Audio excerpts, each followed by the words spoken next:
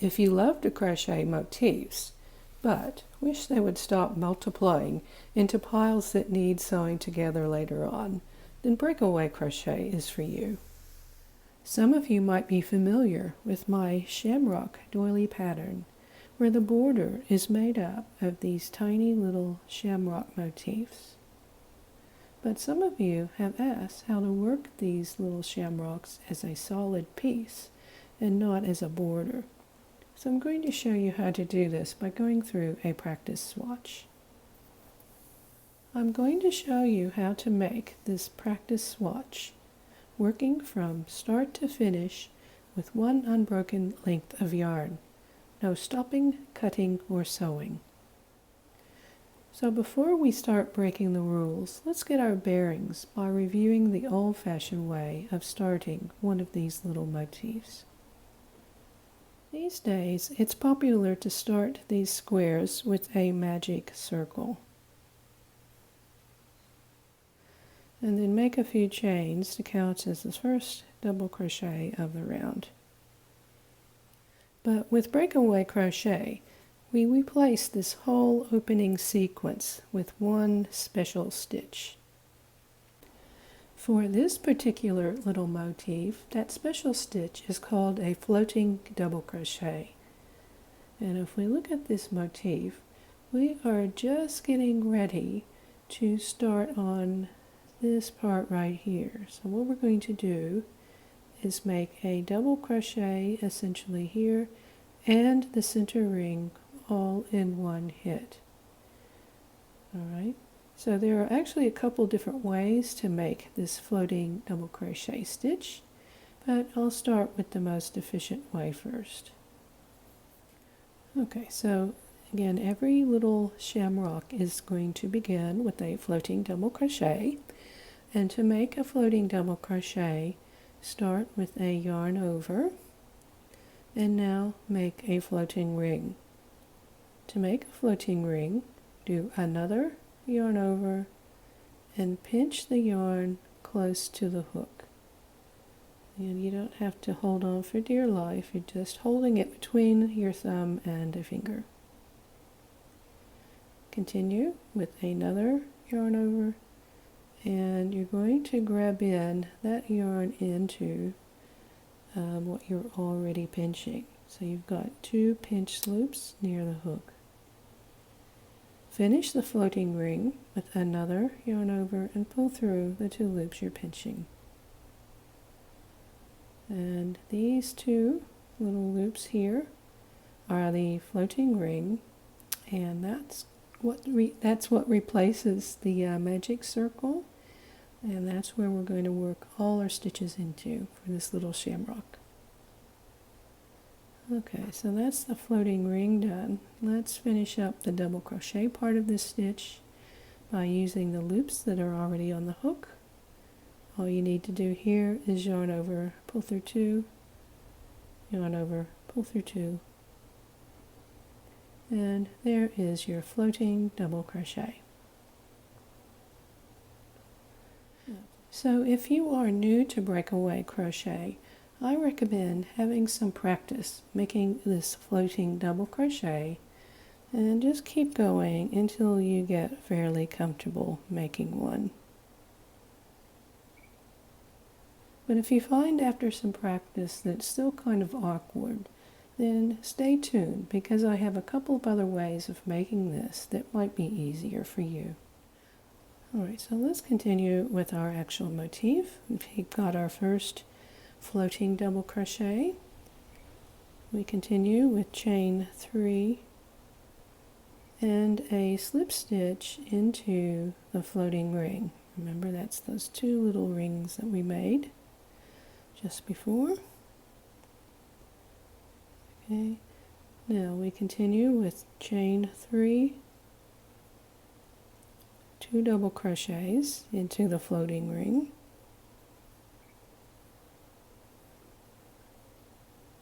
chain 3, slip stitch. Okay, so that's made our first, I'll call it a petal. I'm not sure what the official term is, but I'll call it a petal for now. Okay, now let's just start a third petal with chain 3 and just 1 double crochet. So if we were working a normal motif project, we would keep on going around and working all the petals on this little motif and then fastening off the yarn. But in our case, we are at the point where this turns from a motif project into an actual back and forth kind of stitch. Okay? I just want to show you one more thing before we go on. In that we have just worked the bottom half of this first motif here of our swatch, but you will notice that we've got little chain sections between all the motifs. So now that we have worked to this point here, we're going to work some chains and continue on with another shamrock along the row. Okay, so that just means at that point just do 2 more chains and start another shamrock exactly like we started this one here. So just do a quick review of that. Start with a floating double crochet,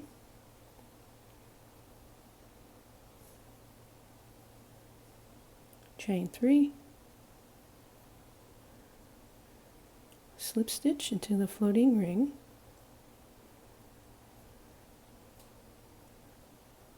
chain 3, 2 double crochets, chain 3, slip stitch, chain 3, and just 1 double crochet.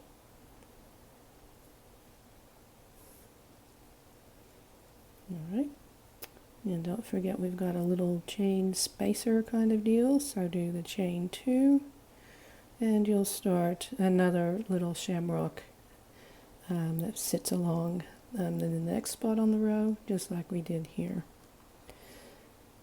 Like I said, if you're having trouble making the floating double crochet like I've just shown you, here's another way of doing it, which might be a little bit easier. What we do is we use a stitch marker to help us hold on to the floating ring. So if you would like to use a stitch marker as a prop to help you make a floating ring, here's how you do it when you're making a floating double crochet. Again, start with the yarn over, and now we're ready to make the floating ring. So do another yarn over, pick up your stitch marker, go through the stitch marker, grab the yarn, bring it back through, and there you can see how instead of us pinching those loops, the stitch marker is holding on to everything for us. Now I've got to say, you don't want things too far away, or you don't want things right up close to the hook where the hook won't fit through. So just kind of give a little bit of leeway and finish the floating ring with the yarn over, pull through 2, and there is our plan B for making a floating ring. Let's finish the double crochet part, pull through 2, yarn over, pull through 2. Alright, so let's do the chain 3, and now we've got to find where our floating ring is, where the stitch marker is. All you have to do is just follow the same path that the stitch marker is making. So look for this little figure of 8 that the yarn is making. You can see where the stitch marker is going through, so that's where you go in and go through those 2 loops, draw through the yarn, and finish a slip stitch. And as you can see, once you've gone through, that floating ring is a lot easier to see. Alright, let's carry on again with our chain 3, 2 double crochets,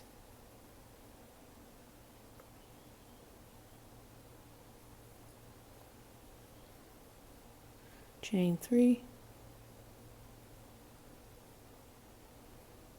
slip stitch, chain 3, double crochet.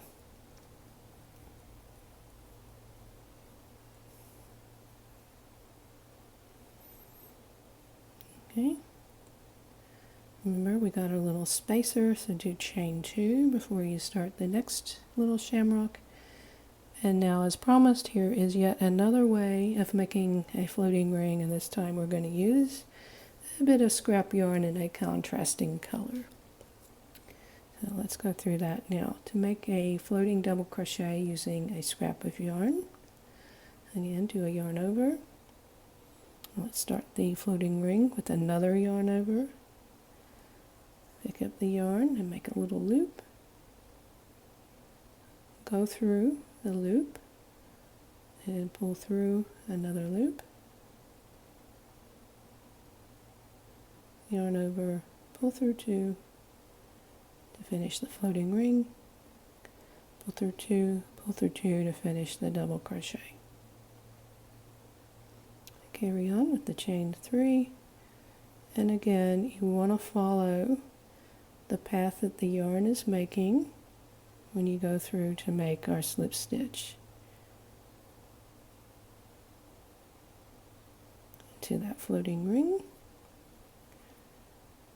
Okay, so there's our pattern set up.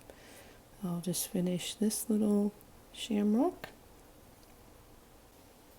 And with the chain 2 in between. Alright, so those are the first 4 shamrocks of our first row. For our sample, I'm going to slot in one more here at the end. I'll do that for you off camera. There we go, and for this last one, we don't need to do the chain 2 spacer. Okay, so let me just get you organized here. I'll just take off our props. You can see better what's going on. Here we've started 5 half shamrocks, ending with going halfway through the last petal at the end of the row. Okay, so now that we're at the end of our foundation row, where we set up a row of little shamrocks, it's now time to come back the other way with a return row. And the return row is where we finish up our shamrocks along the row, and then work just a little bit more on the first one. We don't finish it off quite yet. Okay. And just remember, we don't turn the work at all. We just continue along around this last motif and head back the other way. Okay, so we don't have any floating rings in this row because we've already set up our little shamrocks. So it's fairly easy to complete each one. Alright, so I've done half of a petal here. Let's finish that up with another double crochet and chain 3, slip stitch. Alright, this is a very lucky piece where we've got, I should be calling them leaves, a 4-leaf clover. So let's do the 4th leaf. Chain 3, 2 double crochets, chain 3, slip stitch, and now we've got to do the other half of the final leaf.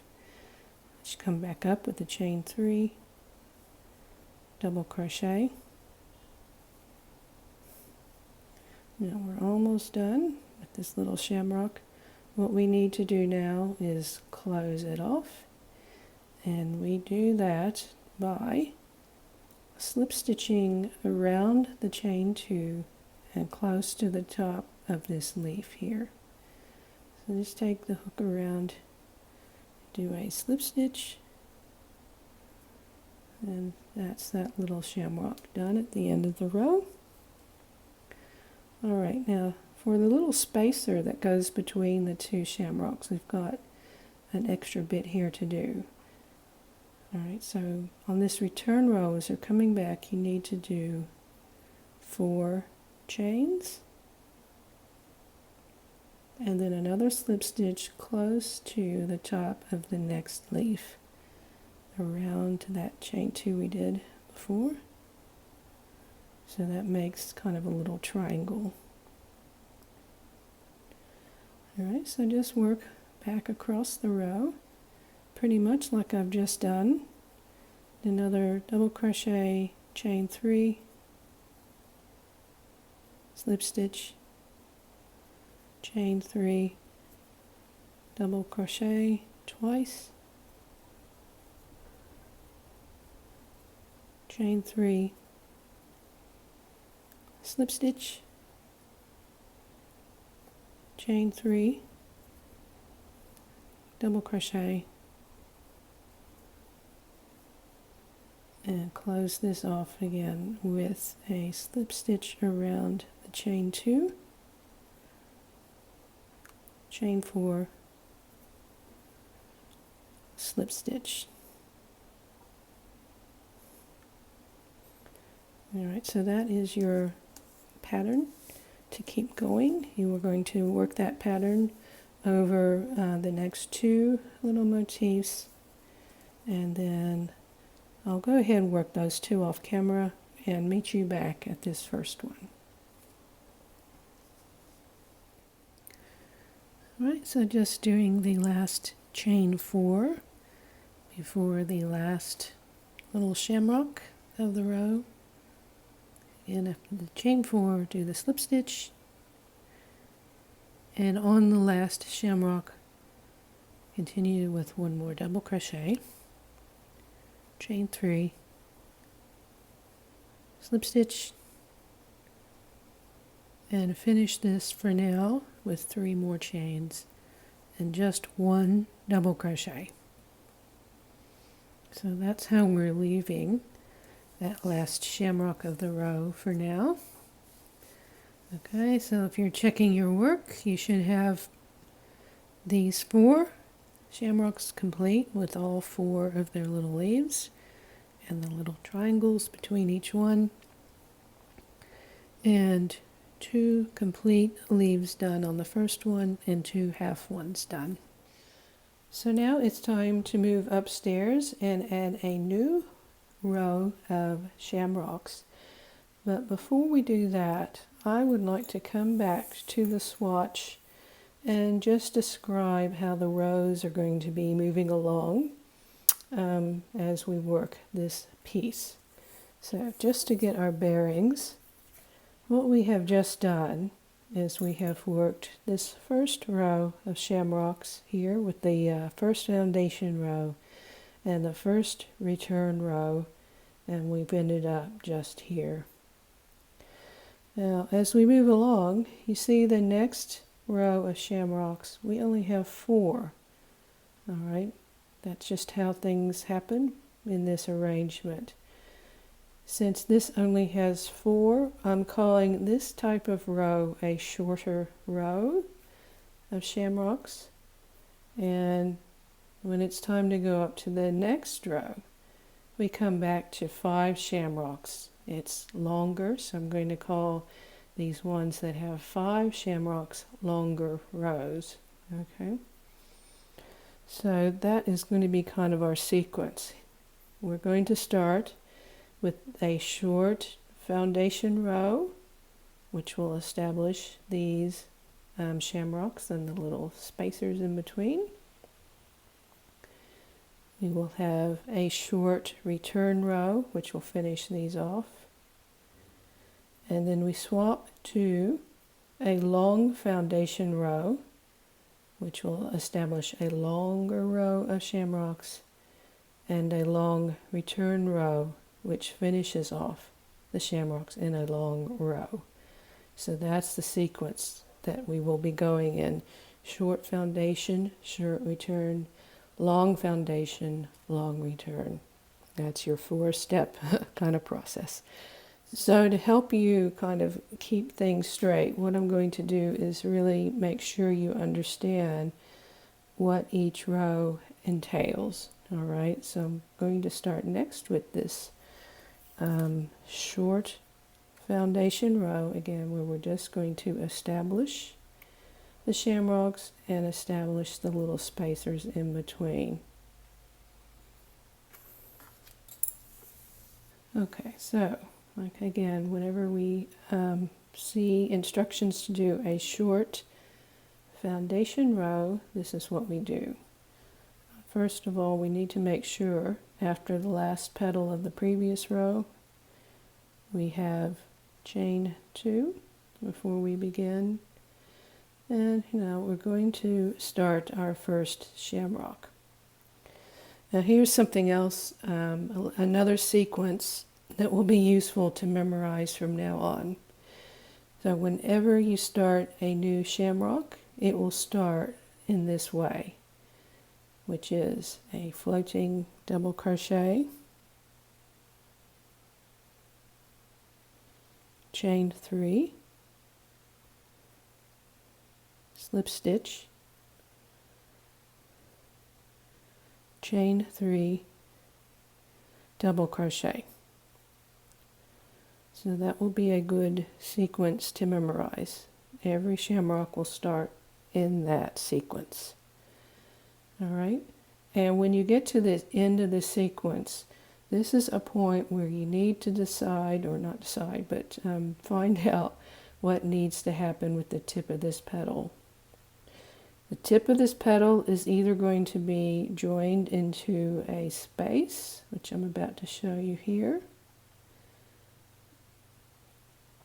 or it will go on to another shamrock. But for now, this particular one is going to be joined into a space.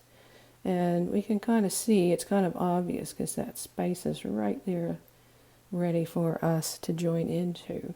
So to join into that space, just dip the hook down, bring the hook out to the right,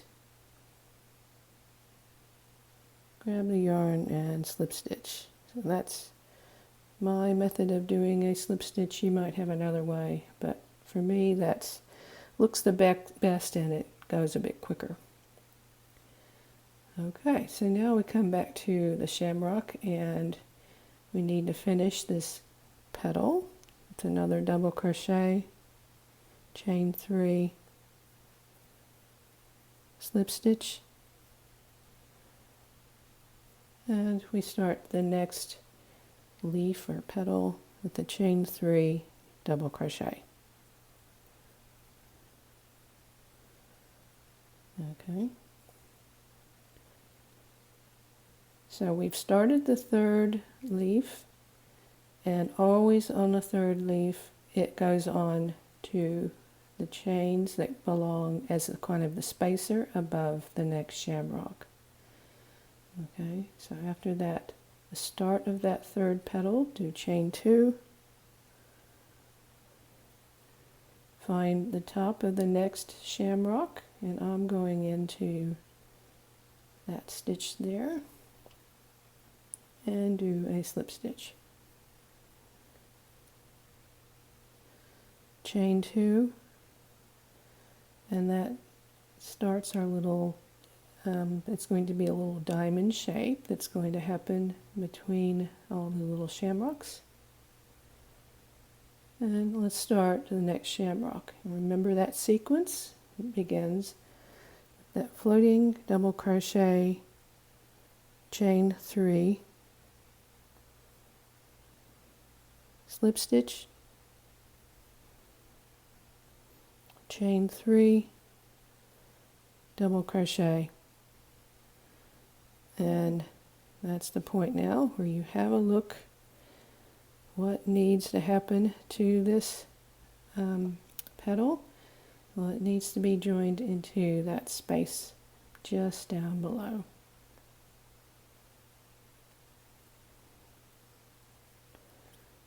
Finish it off with the double crochet, chain 3, slip stitch, chain 3, double crochet,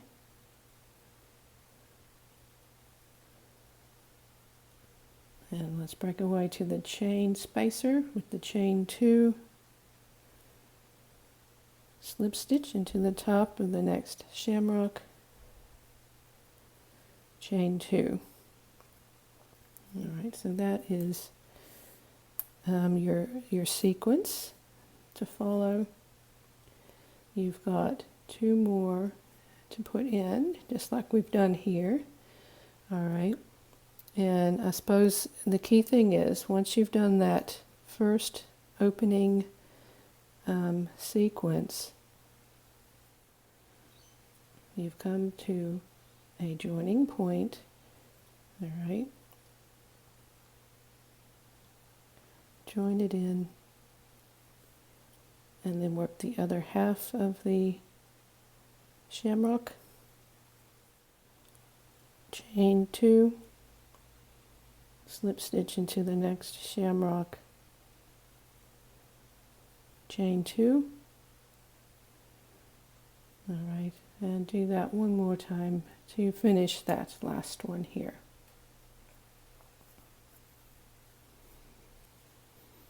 Okay, just finishing that third petal of the very last shamrock, and since it's the end of the row, we've got something a little bit different happening with the chain spaces. Alright, so when you are at the end of a short foundation row, continue with chain 2 after the third petal, come down and join into the top of the next shamrock. Alright, and we're going to end this row with chain 4, and then you come back around to that previous chain 2 and slip stitch close to that third petal, which makes a little triangle that's going to go on the right edge of the piece. Okay, so that is your short foundation row. Whenever the pattern says do a short foundation row, that's what you do. Okay, let's move on to a short return row, which means we're just going to finish off our shamrocks, and this is an unusual case in that we are actually going to finish off every one of these shamrocks in this row. Alright, and that pattern goes just like pretty much the first return row. We continue this shamrock with another double crochet, chain 3, slip stitch,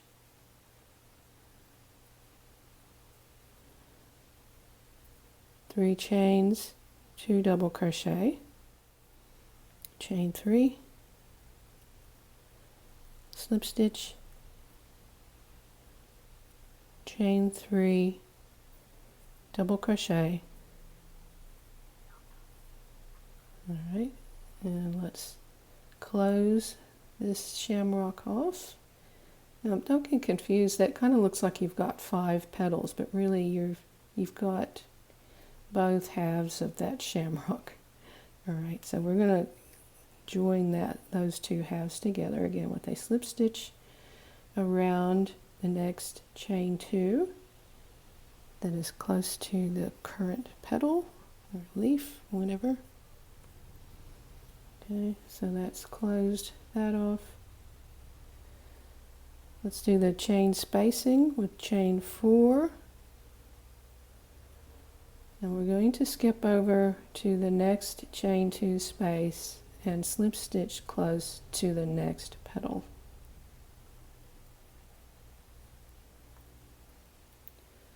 Alright, and finish off to the end of the row, or at least these 2, in that very same way, and I think I'll work to the end here and show you what things are meant to look like there. Alright, just on the last shamrock of that row, finishing off that last leaf. And I'm just going to close it off with a slip stitch in that next chain 2 space. Okay. And I end with just a chain 2, which sets us up for the next row of shamrocks. Okay. So again, notice that all 4 of the shamrocks are all shamrocks on a short foundation row and return row. They are all finished. All right. Also on a short row, you've got that extra little triangle at the end, which the next row will slot into when we get there. Okay. So those are your shorter rows. And let's move now. We alternate back to a longer row. Again, we're going to have 5 shamrocks in this row. And we start that off with a long foundation row. Do your opening sequence to start a new shamrock. Okay, and now that we are at that point where we have started the second leaf or petal of this new shamrock, again, we know there's got to be something different. We break away from the process of making the shamrock either permanently or temporarily. In this case, permanently, because on these longer rows, what you have just done is you've worked like at the southern kind of petal and the western petal. All right, so in this case, this petal comes to the west or to the right, and that's our signal that it's now time to do the chain spaces. All right, and another hint, we've got a petal down here ready to be joined into rather than a space. See how far away that space is? We know we're not joining into the space because we've got a petal to go into first. All right, so that's another trick. If it's a petal coming up next, you know you've got to do chain 2, slip stitch, chain 2, and then you go on to a new shamrock. So chain 2, slip stitch, chain 2, and I can also say that at beginning of long foundation rows, that's the only time you will have where you have kind of a southern and western petal. All right. The rest of the row is you already know what to do.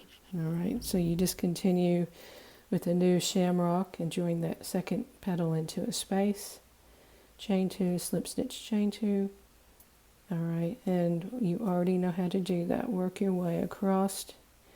And I'll join you, I believe, here when we get to this very last shamrock, or the 5th one of this long foundation row. All right, I'm just doing that opening sequence on the last shamrock of the row. Okay. And again, you have to figure out what happens to the point of this petal, and it gets joined into this last little chain 4 space at the end. And then you finish off the shamrock with chain or double crochet, chain 3, slip stitch, chain 3, double crochet. All right, so there is your long foundation row. All right. And time now for the long return row. There are no real surprises here. So I don't think I really need to demonstrate it. It's exactly like you've done before. You just finish off each shamrock with starting with another double crochet, chain 3, slip stitch, chain 3, 2 double crochet, chain 3, slip stitch, chain 3, double crochet, and then you've got your little diamonds where you've got slip stitch, chain 4, slip stitch. Okay, so you're working 1, 2, 3, 4. You finish off those first 4. Again, since this is a long return row, we do not finish the first shamrock. We end that one here with just double crochet, chain 3, slip stitch, chain 3, double crochet. Okay, so again, I won't bore you with that. You know how to do that, but I will go ahead and work that across and just refresh your memory as to what things should look like when you get to that point at the end of this row. And that is your long return row finished. And again, just remember that on the end of long return rows, these shamrocks are not finished. And from now on, these shamrocks will look like you've got a kind of a half petal there, or leaf, and then a full leaf, and then a half leaf. This first one here looks different because that was in the first row, so none of the others are going to look like that. The rest, from now on, for the rest of the piece, these ones at the end of long rows will look like this one here. Okay, so that is your setup. What you would do now, since we've just finished a long row of motifs, you begin a short foundation row, put in those next 4, and return, and then a long foundation row, long return row. Okay. So if you were going to make the piece longer than what I'm doing, then that is the sequence you follow. Short, short, long, long. All right. And what I'm going to do now is continue working, all right, until I get to, I'm going to do this last row that is long, all right, this long foundation row, and I'm going to stop there because when you get to the very last return row of the whole piece, there's something slightly different to do there. So I'm going to go ahead and work up to this point here, and we'll go over things when I get there. Okay, that's that last long foundation row worked. This is as many rows of shamrocks as I want to have on this piece. So I'm ready now for, again, that final return row. All right, and there's really no surprises here. You go ahead and finish your shamrocks just like you do with the other double crochet, chain 3, slip stitch, chain 3, 2 double crochet, chain 3, slip stitch, chain 3, double crochet. And here is the only difference. We are still going to close our shamrocks by doing a slip stitch in the chain 2 space. But it's important here, instead of chain 4, just do chain 2. And then a slip stitch in the next chain 2 space. So that gives us our little triangle along the top edge. Okay, that's the only difference, is that chain 2 when you're working this kind of a return row. We do a chain 2 there. If we did the chain 4, then things would flare out. We'd have kind of a wavy edge.